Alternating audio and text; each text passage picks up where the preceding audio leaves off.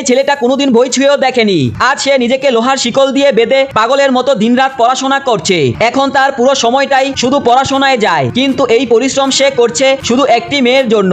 আসলে ছেলেটা আগে গুন্ডা মস্তান টাইপের ছিল, সব সময় স্কুলে ঝগড়া করত আর শিক্ষকদের কাছে মার খেত।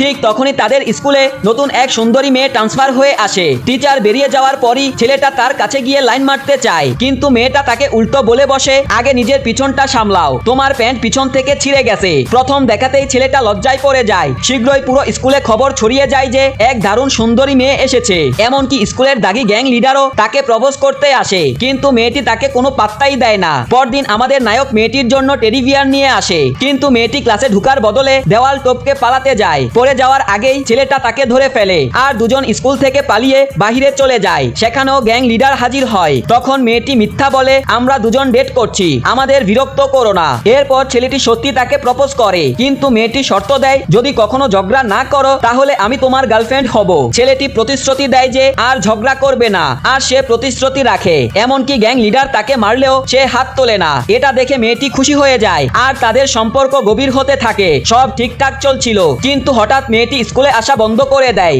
একদিন ফোনে জানায় তার মাতাল বাবার থেকে বাঁচতে সে আর তার মা বারবার শহর পাল্টায়, আর এবারও তাদের চলে যেতে হয়েছে। ছেলেটা স্কুল শেষ করে, কিন্তু পড়াশোনায় তার আর মন বসে না। একদিন ইউনিভার্সিটির ম্যাগাজিনে সে সেই মেয়েটির ছবি দেখে। তখনই সে শপথ নেয় যে তাকেও ওই ইউনিভার্সিটিতে ভর্তি হতে হবে। দিনরাত পরিশ্রম করে অবশেষে ভর্তি হয়ে যায়, কিন্তু সেখানে পৌঁছে তার সব স্বপ্ন ভেঙে যায়, কারণ সে দেখে মেয়েটি ইতিমধ্যে নতুন বয়ফ্রেন্ড বানিয়ে নিয়েছে। আর হতভাগ্য ছেলেটির হৃদয় সম্পূর্ণ ভেঙে চূর্ণ বিচূর্ণ হয়ে যায়।